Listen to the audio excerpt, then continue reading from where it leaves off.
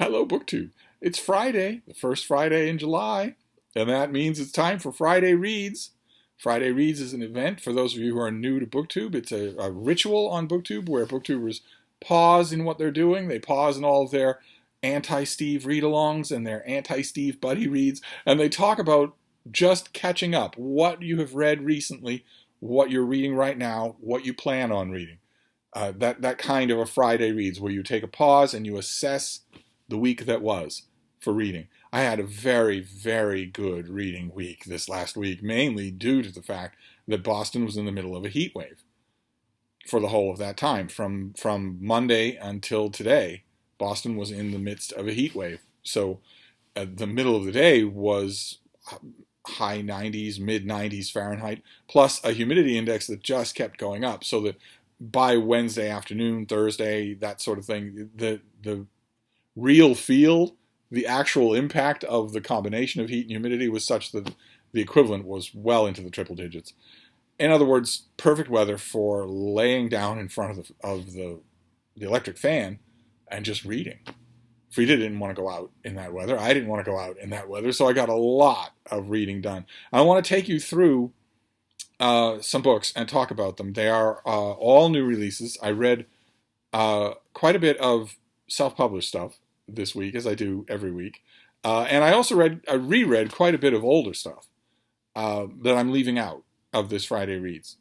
I'm just concentrating on new releases. It tends to be my remit. I tend to think of this as the conversations that we would have if we were wandering around the new release section of a big new bookstore and you were curious about the titles there. Although it would work equally well if we were snuggled together on the couch and we were wandering through your library's new release offerings and you were wondering, should I hold this? Should I get on a waiting list for this? What do you think of this? So I'm largely going to go with that, with new releases for this time around. If you don't like that, if I do these Friday Reads regularly, all the cool kids do Friday Reads. I have to do it to be part of the gang.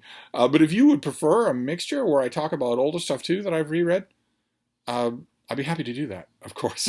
So we're going to start. Since we're going to talk about new releases, and since reading new releases is kind of my bailiwick, it's kind of the remit that I've given myself. All the high-profile new releases in the 16 or 17 genres that I read in the American market, that's a lot of books. I don't get to all of those.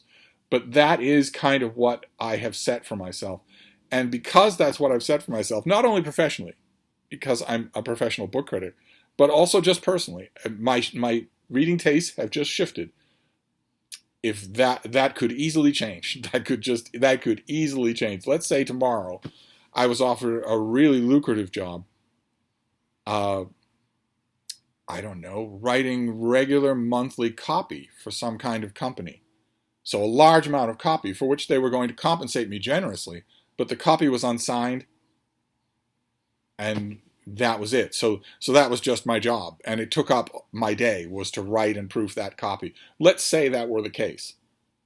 Well, then gradually I could imagine a scenario in which over time my reading would shift again and would not be so new release centric because I wouldn't be quite so active a critic anymore. That could easily happen, but for right now it's new releases. And the reason that I'm stressing that is because that's my remit. I take the good with the bad. The reason why I'm stressing it is because there are books on this list, or books we're going to talk about right now, that aren't good. And, a reaction to somebody who isn't in my position might be, well, if you kind of knew ahead of time that it wasn't going to be any good, and if you didn't like it once you started it, why would you keep doing it? I feel a little bit of an obligation to know about the new releases in the American book market, to know them, to feel like I have read right up to the waterline, like I'm keeping my head just barely above water when it comes to that. That's why that explains some of the scurrilous nature of some of the books we're going to be talking about, and it doesn't get more scurrilous than the first book. Okay, this is The Authoritarian Moment by right-wing grifter, huckster, and opportunistic scam artist Ben Shapiro, who hides, not very well, his own personal predilections about personhood, freedom, who he would penalize if he had complete power over society. He hides those things, like I said, not very well. And they come seeping out in everything that he writes. And there's also the element of grift involved, which means grift. When I use it, the use of the word means that you are doing something that you don't believe in because you know that there's a certain segment out there, some kind of customer base, that will pay you to do that thing because they do believe it. That's the kind of thing I'm talking about here. And this book is about how, yes, the leftist mainstream media has scared us all with stories about the encroach of authoritarian movements all over the world. And also, of course, obviously in America, where we had a one-term, twice impeached president who was an open authoritarian, who liked to talk about, I want my people to sit up and take notice when I say something, who was constantly shouting over the rotary blades of his helicopter about how he was going to enact a law. And the sycophantic press that was there, no one bothered to yell at him, sir, you don't have any authority to make a law. No one bothered to do that. His aides didn't bother to do that. And that nature culminated in an authoritarian attempt to take over the government and install himself as an unelected dictator for life, which is about as nakedly authoritarian as you can get, and which came a lot closer to succeeding on January 6th of this year than most mainstream commentators will admit. Largely because the attempt was helped from within. The attempt was helped by members of Congress who wanted to be members of court. They wanted to be courtiers to a new king. They were willing to sacrifice literally everything, including the blood of their colleagues, to get that. They just failed. And they blocked an inquiry that would have named them and that would have produced phone records to that effect. Ben Shapiro in this book looks at those tendencies, those right-wing tendencies, those authoritarian tendencies, and claims they aren't as dangerous as the left-wing authoritarian tendencies that are taking root in schools all across the country, in social programs, in municipal governments, the curriculum of grade schools and grammar schools, that sort of thing. The type of authoritarian leftist censorship and thought policing that I often rail against on this channel. It is absolutely wrong for anyone to say, for a booktuber or anyone else to say that these things don't exist. They do very much empirically, documentedly exist. Those things do exist. There is a concerted movement on the radical left in this country to shut down wrongthink and to cancel people who step out of line, to cancel people who express ex cathedra opinions. That is not a fantasy of the right. That is actually real. And there are stories that you could tell, and Shapiro tells plenty of those stories in this book in his typical sexist, condescending, overheated prose.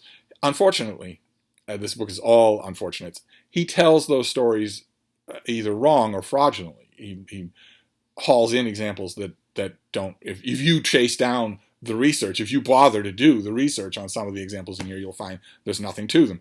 And he poses even the ones that do have something to them in a completely false dichotomy. He says that the authoritarian element of the right is a fringe group, small in number, small in power, kind of silly in their overreach, whereas the authoritarian movement on the left is far more concentrated, far more concerted, and far more widespread. And that is simply not true. That is simply not true. And I don't know of any way to just factually demonstrate that to Ben Shapiro in a way that wouldn't get him killed. That's the thing with people like him or Dave Rubin, is that they sit inside heavily fortified bunkers saying to everybody that bunkers aren't necessary.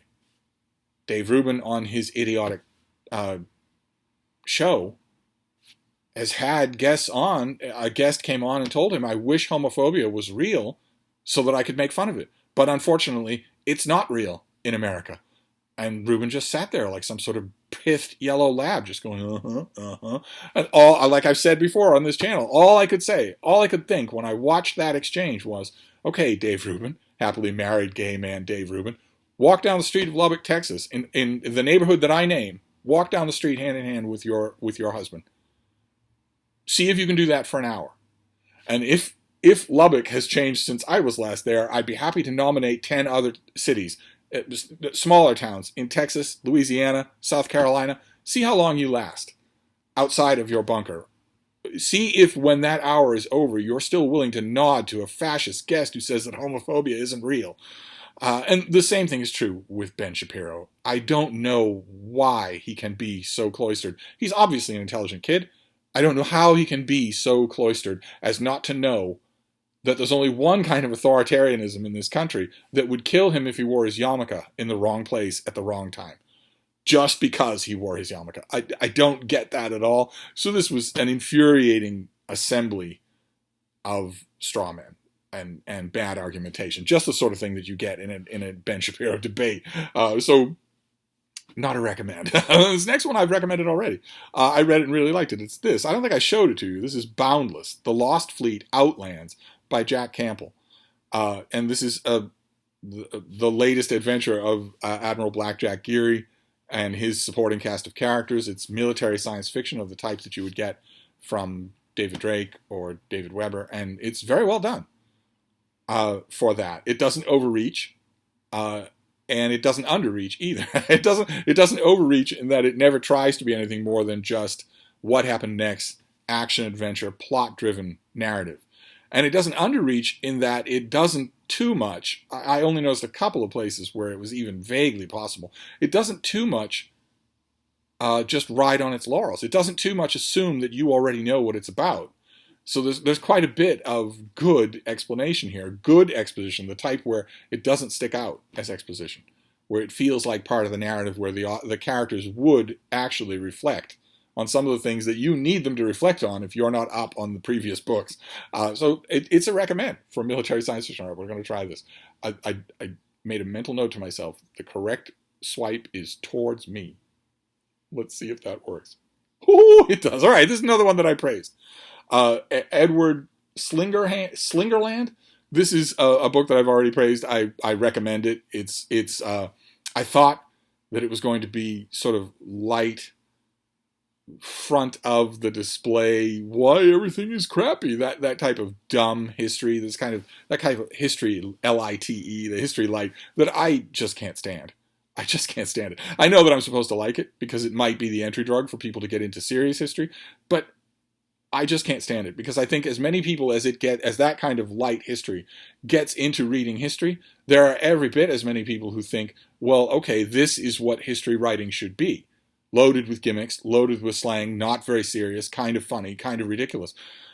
If you condition a person to think that way, okay, you might be an entry drug for them to read more history. But what are you going to do? What is that person going to do when they get to a serious, thrillingly good work of serious history? They're going to say, what's this? So I'm not sure that I like it. I thought this might be it, but this is not. It's not history light at all. It's remarkably intelligent, remarkably good. As a subject, about, as you can tell from the title, about how in vino humanitas, about how the history of humanity and the history of humanity getting pie-eyed is almost exactly the same history, and that it drove a lot more of the pistons of human development than you might think. A bit of an overreach as a subject. I've seen it, people try it before, but delightful. Just a delightful book. If you're in the mood and you like the subject, delightful. We're going to try this again. It worked once, so you'd think it will work again. Whoop. Okay, here we go. We're going to do a couple more grotesque Trump books. Ben Shapiro, I'm sure, would say that The Authoritarian Moment is not a Trump book, but it is. It is, very much so. And we're going to do a couple more of these. I myself I don't expect you to do any reading at all. You can read anything to your heart's content. I don't expect, I guess I would say even other critics, I don't expect them to read these kinds of books. I, however, feel a moral obligation. The two biggest things to happen in the history of all our lives, unless you are old enough to have participated in World War II, then the two biggest things to happen in our lives are the COVID-19 pandemic and the way it shut down the world, and America changing. The American experiment effectively ended with the enthusiastic election to office of an open authoritarian dictator. Someone who openly said, I don't believe in the peaceful transfer of power. I don't believe in American institutions. I hate anyone who doesn't love me. I'll say whatever I want. I don't believe in science. And I'm not really sure that I put much stock in this whole election business. Someone who said all of those things and won office by saying, in addition to those things, I hate the same people you do. And I'm giving you permission to hate them openly. Once that happens, you can't go back to a time when that wasn't acceptable anymore. That becomes the new normal. And those two things happened around the same time in our lifetimes. So the sea of books coming out on both those subjects, I consider it my moral remit to read. I just do. I assure you that if we were having this booktube conversation in the 1940s, I would be telling you that, yeah, I feel it's my moral duty to read every book written on the rise of the Nazi Party in Germany. That's something like this. Something like that could happen in the birthplace of modern science, modern history, modern medicine, modern art criticism, is the most important thing to happen in our lifetime. These two things, the COVID-19 pandemic and the rise of authoritarianism in not only the world, but in America. The next person who wins the presidential election in America will be an authoritarian. They will strike the same notes as Donald Trump did. So I feel that I'm kind of behooved to read these autopsies. I hesitate to call them autopsies because the patient isn't dead. But this is Adam Serwer. This is The Cruelty is the Point. And I'm glad that his subtitle mentions the future of Trump's America, because Trump's America is here and has been emboldened beyond any way to describe whether Trump holds office or not again. Whether he holds office again or not, Trump's America is here, and Trump's America knows exactly what it wants. It wants the repression of science. It wants the repression of women. It wants the expulsion or murder of all minorities, all people who are not white. Donald Trump might not ever have stood at a podium and said that he wanted those things. He made it pretty clear that he did, but he might never have said those things, but the context was clear enough. Trump's America loves that. They loved that moment. And I think there might be some truth to the point that Serwer makes here and that other commentators have made, which is that part of that, the energy of that, what we call the base, stems from the fact that they do understand on some level that America is changing. And they don't like that. That's where some of that energy is coming from. That even the blindest person in the world, if let's say you're a 50-something plant worker in suburban Kentucky, and you are, let's say, 6 years away from retirement, and you know that your 401k isn't doing as well as it once did, and you know that your company is cutting back on benefits anywhere that they can. And you also know that when you put the kids in the truck and you drive to the nearest big city to walk around in the mall, you know perfectly well that you're not seeing as many white people as you used to. And if you are a certain kind of member of the base, you're going to think that's a bad thing. You're going to feel threatened by that. And that energy isn't going away. And that energy is capable, as we saw on January 6th and a whole bunch of other times, that energy is capable of a lot. That kind of a combination of anger and fear is the only thing you could ever use to get such a large percentage, 150 million people in this country, to vote explicitly against their own self-interest. That's the only thing that will do it, is you have a candidate saying, I intend as a priority on day one to strip you of your health care, and you enthusiastically vote for that candidate because he's also telling you in the same Klan rally that I hate the same people you do, and that it's okay to hate them. And that is the animating point of this book. Of course, you've heard this phrase before. It's hard to examine some of the policies, I would say a lot of the policies of the Trump administration, without actually coming to the point of this title, which is that the ability to be cruel was a large part of the policy. Maybe not ever explicitly said so, but it's not just children in cages at the border. It's not just Puerto Rico disaster relief. There's a lot. This author goes into a lot of detail about how if you dig around in the Trump administration's for instance, economic policies or ecological policies or international policies, if you dig around in them, a lot of times you get to the bottom of the subject, and the bottom of the subject is just somebody chortling with glee at being cruel. And there isn't anything lower than that. There isn't like an ideological statement below that you just latch the wrong person onto. This was a sordid and soiling book to read. I'm not sure where it will stand out. You know, there are 100 of these books this year. There were 100 last year. There'll be 200 next year. I'm not sure where it will stand out. It's not particularly well written. But I felt that I had to read it, and I think it addressed a lot of important things. So I'm not recommending Trump books to you any more than I'm recommending COVID-19 books to you, because we had to live through these things. No matter what you thought about them, we had to live through them. And so I'm granting a nunc dimittis to those of you who just look at these kinds of subjects, Trump especially, I would say, and just say, no, I'm passing. I don't want anything to do with it. I understand that completely, and I don't call it bad, but I have to do it. And the same thing is true with this next one. Let's see if we can do this. Yes.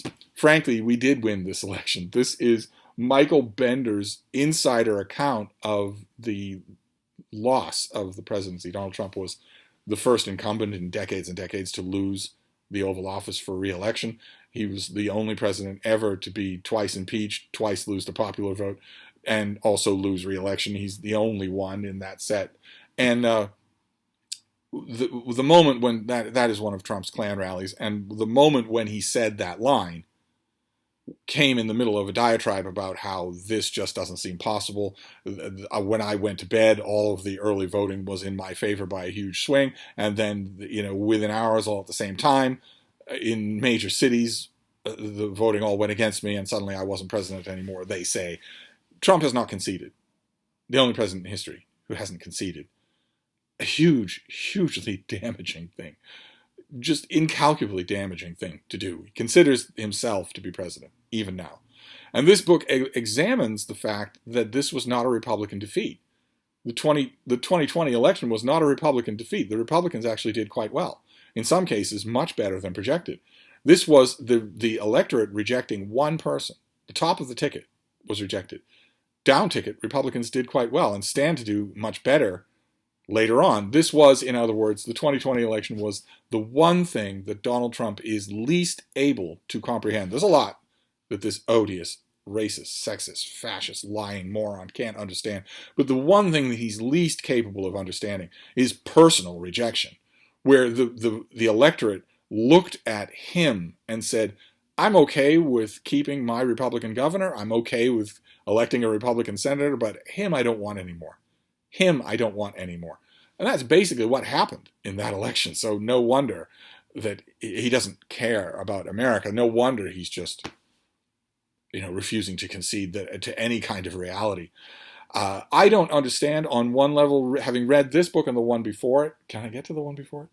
Yes, well, there we go. Having read these two together, and especially The Cruelty is the Point's indication that there's a lot worse that we don't know about. Lots and lots of late-night record-burning sessions, that sort of thing. The kind of, Nazis as the Soviets close in kind of details. Reading these two books together reinforces in my mind the question that I've had for a while now. It might seem like a flight of fancy. But I honestly don't understand why Donald Trump has not fled the country. I honestly don't understand that. I do. On one level, I understand it because he's delusional. Deeply delusional. If reports are true and he thinks that he's going to be reinstated as president, then he's deeply delusional. And that delusion probably extends to reclaiming the White House. He probably dreams about it. And what form that will take. I guarantee you that when he dreams about that, at night with his head not on the pillow because he rests his head in a mesh net. He doesn't rest his head on a pillow.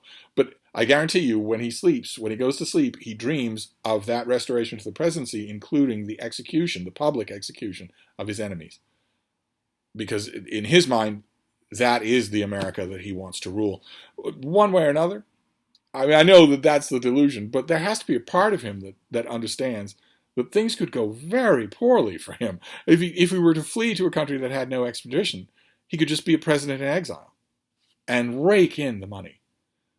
Maybe he's just made, or his people have just made a calculation that we've got a gullible base here that is willing to send you money in perpetuity.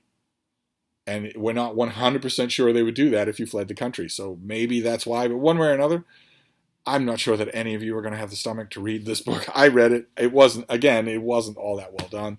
It's breathless journalistic prose. So I don't recommend it, but I had to read it, and it was interesting. These are all first drafts of the kinds of big histories that will be written of this time period later on, if those histories are permissible.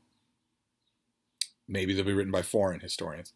I think that if you're any kind of age and you're watching this video, if you're not 100 and you're watching this video, I think that we will live to see a time when books like this are not possible. Where if the author wrote it and published it samizdat under some sort of independent publisher, they would have to flee the country or they would be executed.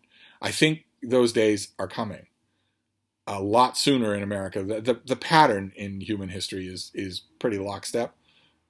And these sorts of experiments always devolve into oligarchies and then autocracies and then shatter apart under revolution or war. I was hoping that America's time before it reached that stage was a little longer, but I don't think that's true anymore. I think Donald Trump was an enormous accelerant for those forces. But we will see. None of that is covered in this book or the other one. This is mainly just a boots on the ground account of how the Trump administration lost re-election.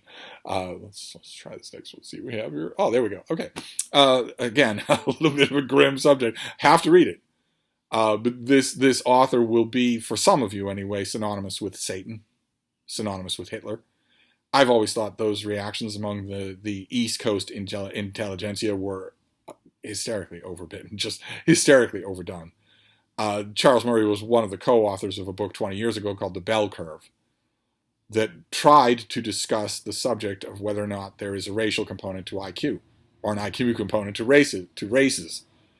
And he has continued to publish since then, and this is his latest book in which he talks about these subjects, raises them again. The enormous part of this book is critical citations of the claims that he's making.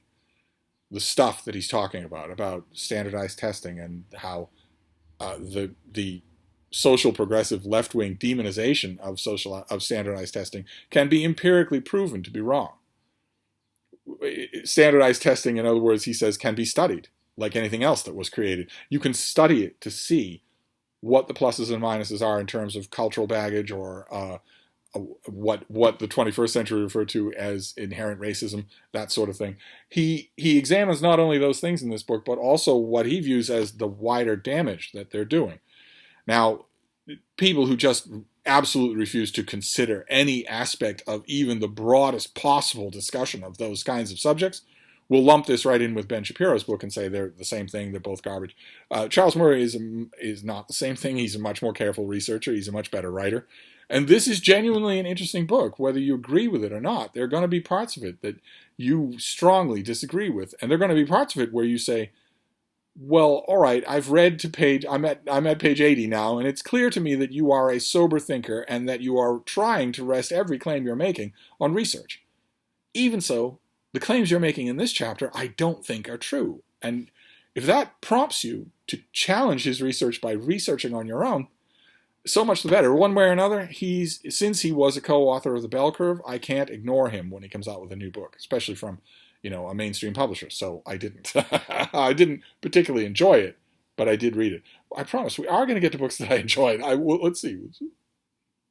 Okay, well, we're not going to get to books that I completely enjoyed, at least not yet. This is the first volume in an epic fantasy, and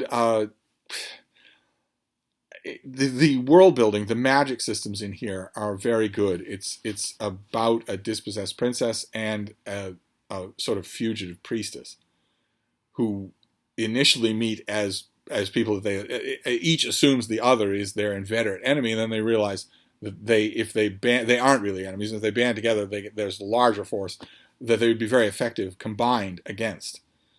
And the world is very refreshingly non-Tolkien-esque. It's very refreshingly exotic and well thought out. The writing not so good. I didn't think that the writing was all that good. And part of the reason that the writing wasn't all that good is because the book is so stridently ideological. in ways that it need not have been. If you want to make a feminist, what used to be called a feminist point in your book, you don't need to write it like this. You absolutely don't need to do that. And I'm not just talking about Ursula Le Guin. I'm talking about Priory of the Orange Tree. It's entirely possible to write a modern, a 21st century book about empowerment, about representation, without writing it in quite so hectoring a tone as this. In other words, the example that kept coming to mind when I was reading this was if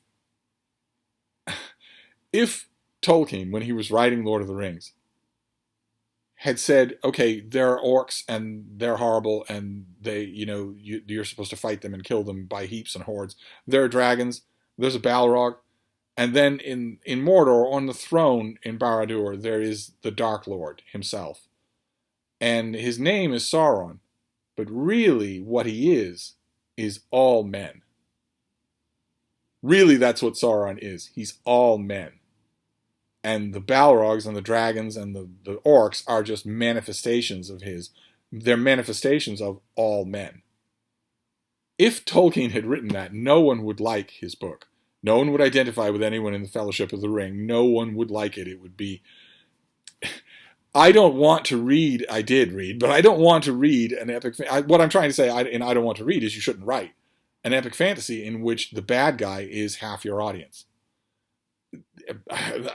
I'm hoping for much different stuff from this author. A lot of times it takes a whole book, to get that kind of shrill fire, that kind of didacticism out of someone's worldview. I'm hoping that evens out a little. I will certainly look forward to it, but I can't recommend the Jasmine Throne. I promise we are going to get to books that I can recommend. What's the next one? Here we go. All right, this is Cy Montgomery. A lot of you will know this author, a wonderful, beloved nature writer. This is The Hummingbird's Gift. This is her book about hummingbirds, and it's delightful, absolutely delightful. If you have hummers that come to your garden, if you are fascinated with them, an avid birder, this is one of the year's best written bird books, then you have to have this book. Absolutely, you do. I love Cy Montgomery's writing. I have to admit, there was a dichotomy in this book. I very much prefer... There are two elements in any book like this. One is the author and the other is the exposition. And I very much like the exposition in this book. Thought it was terrific. Absolutely terrific. Hummingbirds are one of those kinds of animals on Earth that read better than fiction. An info dump about hummingbirds will always have a detail or two in it that will just astonish you. They'll just stop you in your tracks. You'll say, all right, I knew they were really small. I knew they were really fast, but what? What? And Cy Montgomery has an ear for that. She knows what to do there. She knows that is true for some of that exposition. So it's a delight to read. You're going to learn a lot about hummingbirds. Not as much as you could, because this is a popular natural history work, so there'll be lots of personal stuff mixed in. But still, a high recommend. There you go. A high recommend. Let's just move on here. Okay. All right. This is George Packer's new book, Last Best Hope. This is the author of Our Man, a great biography they did a couple of years ago, that everybody praised. Everybody read it. I loved it. Thought it was one of the best books that I read that year. This is a lot less enjoyable. This is his sort of grand old man study of America, of the 21st century tribalism-riven America. And he splits those tribes into 4 quadrants. For him, there is free America. And those are the Americans who think, well, I'm an individual, my neighbor's an individual, all my kids are individuals, and there are these state organizations and these expensive companies and my boss and my own company that sort of rule my life. They cut me a check, they take my money in exchange for what I want to buy, and that is the America that I live in. And then he says there's another America, the smart America, and that is, to him, the highly educated coastal elites, the technological people, Silicon Valley, Ivy League, that sort of thing, the people who make their way in the world through their wits and their creativity. And then he says there is also a true America, and for him, the America, he's not using this in an instructive way. He's just a descriptive way. He's saying the true America is all white evangelical Christian heartland of America, a sprawling heartland. He, I think, accurately assesses that true America as being most of America. it's not just the Bible Belt, the stereotypical Bible Belt region that you would think of. It's in a lot of different places. New Jersey, for instance, is not in anybody's location of the Bible Belt and has a ton of megachurches. Megachurches are a signal. They are a way to identify that you're talking about true America. Does not mean that term in a purely positive sense. The true America parts in this book were the most recognizable for me and the most disturbing to read. And then the final quadrant here of the 4 tribes in his America is just America. And that is the substrata of America that believes that everything is race, everything is politics, everything is about power, either being exercised by you or being exercised on you. And Packer sort of indicates in this book that those 4 tribes do look irreconcilable. Some can communicate with others, but not all 4 can never communicate together. I've found myself arguing with a lot of that because a lot of false categories, fake categories like that, will make you argue with them. That's what they're for. So this is a very thought-provoking book, and Packer's a heck of a writer. It's just, in the end, I wondered what was the point. If I think I can demonstrate that as many times as those tribes are unique and separate, they also blend, then what's the point of the exercise? I did think a lot about it. I am still thinking a lot about it, so I'm not condemning it at all. But it wasn't a happy read at all.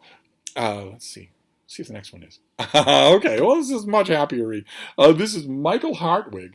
I forget how this came to me. I think an algorithm suggested it to me, and then I ended up just buying it. And this is it's something for the gays. It's gay fiction, but it's intelligent gay fiction. It's well done.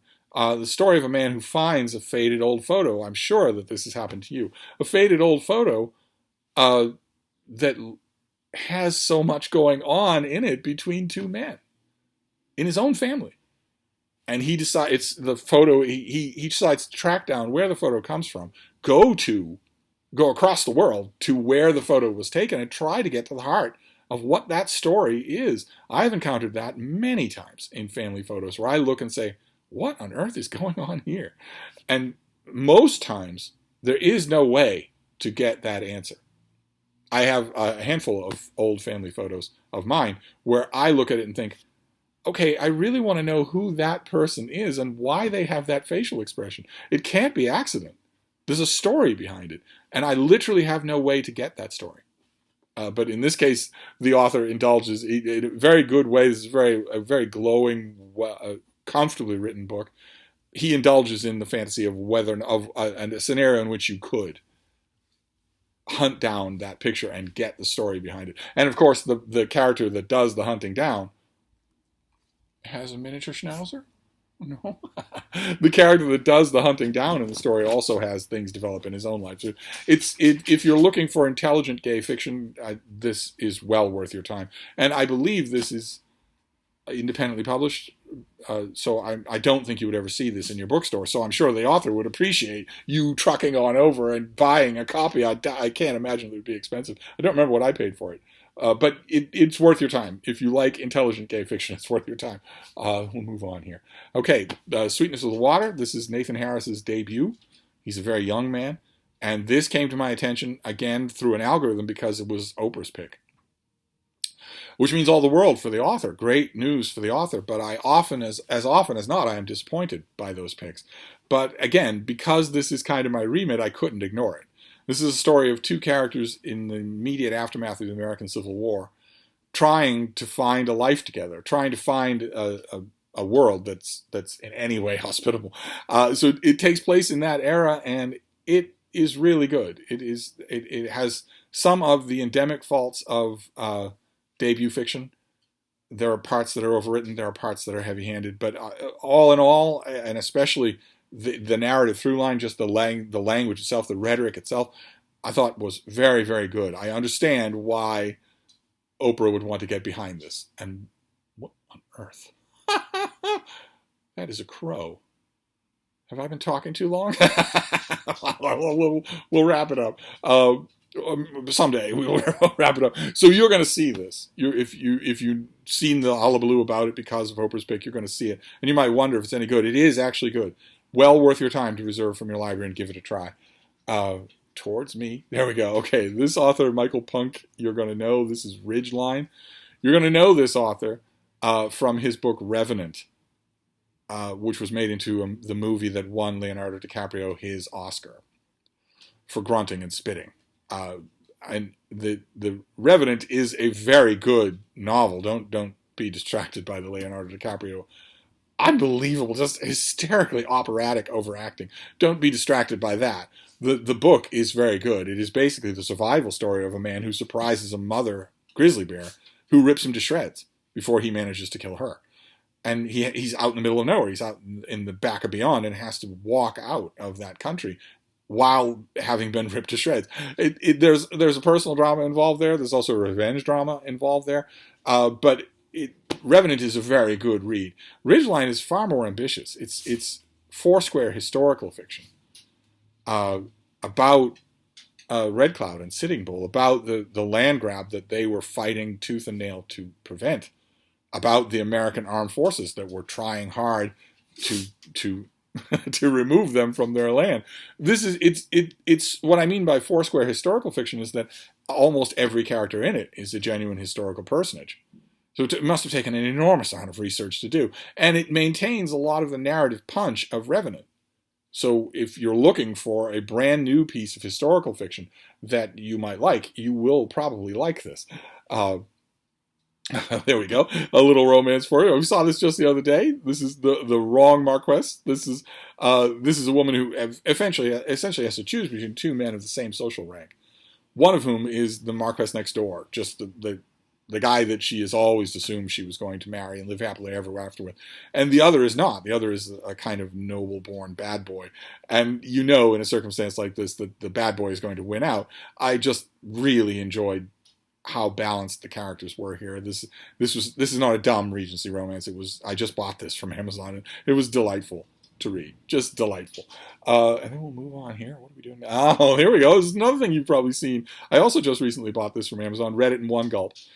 This is a Star Trek novel starring the original cast. This takes place between Star Trek the Motion Picture and Star Trek II The Wrath of Khan.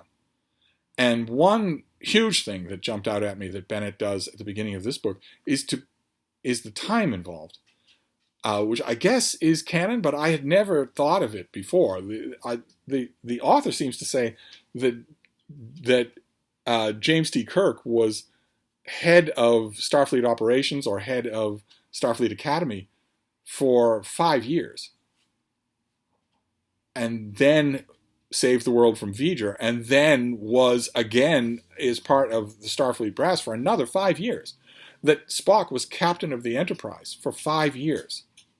Not just, I don't know what I was thinking, a year, 2 years, something like that. It's a long time. I guess it makes sense, and maybe that is canon in Star Trek because it accurately explains the obvious age of the actors. One way or another, this story takes place before the Wrath of Khan. When Spock is captain of the Enterprise, Kirk is an admiral, but he has designated the Enterprise as his flagship so that if occasion warrants, he can assume temporary command with Captain Spock as his, master of the vessel or whatever, and they can go out and have adventures. And that's partly what happens in this novel.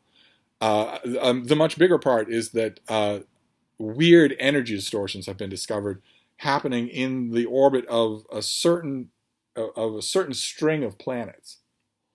And very early on in the novel, Commander Chekhov and Commander Uhura and Captain Spock figure out that those planets each have significance. The Enterprise visited those planets, and these spatial distortions, these energy distortions that are turning out to be fairly dangerous, people die, are happening in the reverse sequence in which the Enterprise visited these planets. And that's the theory anyway. And then early on in the book, it seems like that theory might be wrong because a planet is afflicted that the Enterprise never visited, but it turned out one Enterprise crew person did, and that person was Uhura. And this is a very much Uhura's novel. It tells all about her family, tells all about her history. At one point, Jim Kirk in this novel says that as much as he's loved working with Uhura through all their adventures over decades, she has always had an element of mystery about her. An element of outsiderness that Bennett sort of implies is why she gets along so well with Mr. Spock, who also has an outsider status. The more we learn about Uhura and her background in this book, the closer we get to explaining that phenomenon, which stems from an original series episode in which a rogue sort of floating probe wipes Uhura's memories down to her childhood. And in the episode sort of tosses it off. I remember watching that for the first time and thinking, "What? You've just destroyed a character just for a plot?" The episode makes nothing of it, and the next time Uhura appears, she appears completely normal. She's not in grade school. When we see her in that episode learning how to read as a child, acting like a child, all of her memories brought back that far. This book tries to address what might have been the personal and professional fallout of such a catastrophe. I always liked, there was a fanzine story, the sort of the fanzine, back before there were Star Trek novels, the sort of fanzine addressing of that issue was that the probe's effects were only temporary, and that Uhura's memories did all naturally just come back. Not that they were permanently wiped with her, and all of a sudden she didn't know anybody. I like that explanation a lot better than the explanation that's in this book, but the main thing I noticed about this book is how free of drama it is. It's completely leached of drama. I mean, yes, if you're reading a book like this, you know perfectly well that the characters are going to survive because you know where they are in Star Trek II, one of the most popular Star Trek movies of all time. You know where they are, you know that they're alive, you know what's going to happen to them, you know the ones that are going to die in the course of the series. Yes, okay, on paper, that should leach away drama. But if you're doing your job as an author, you should make your reader forget that. At the climax of this story, the reader should be holding their breath. They should be wondering if Uhura or Spock or Chekhov are going to live, even though a part of their brain knows they are. That's effective storytelling, and that's nowhere to be found in here. Instead, page after page after page of fan service, page after page of Easter eggs and call-outs, not only to the show, but to all kinds of novels, to role-playing games, to fan forums, online forums of speculation and whatnot. Just an endless amount of that. Now, I'm a dyed-in-the-wool Star Trek fan, so I caught a lot of that stuff. And even somewhat appreciated some of it. Some of the callbacks, some of the little hints and Easter eggs, I found very interesting, very amusing. But there was a big part of my brain, the critic part of my brain, that was saying, "Why would anybody read this? What Star Trek fan who didn't know every single thing there is to know about the history of the original series could possibly understand anything about this? And why would they bother to try? If there's no stakes, if there's no drama, then why would they bother to try?" The subplot with a group of genetically engineered aliens that are trying to make their peace in Starfleet is not strong enough to carry the book. The implications of that plot are fantastic. The leeriness with which Starfleet views these genetically engineered super warriors entering Starfleet Academy is barely dealt with when it should be, right? Because, for instance, those of you who know Star Trek Enterprise, Dr. Phlox is a Denobulan. And we are told in the course of Star Trek Enterprise that Denobulans have been heavily genetically engineered. Mr. Spock is a Vulcan. Vulcans are genetically superior to humans in almost every way. And so on and so forth. That might have carried more weight. It would still have been a theoretical exercise, though. It still wouldn't have had any drama. There's precious little in the way of drama in this book. I enjoyed it, but only as fan service. Only because I'm a huge fan of the show. And I believe that is it. Yes, that is it. Good Lord. That is my Friday reads. I could have gone on. But we'll stop it there for now so that I can do an hour-long video. That is just a long list of books. I'm hoping that it interested you. Feel free to let me know what you think about any of them. The ones that struck you as interest, if I gave them the thumbs up, then you've got a strong recommendation to get some of these. I realize now, looking back, that quite a bit of this was dark stuff that I can't recommend. I'll try to readdress that balance next time, next Friday reads. But I'm going to wrap this one up before it takes 5 hours. So I will wrap this up, and I will see you soon. Thank you, BookTube.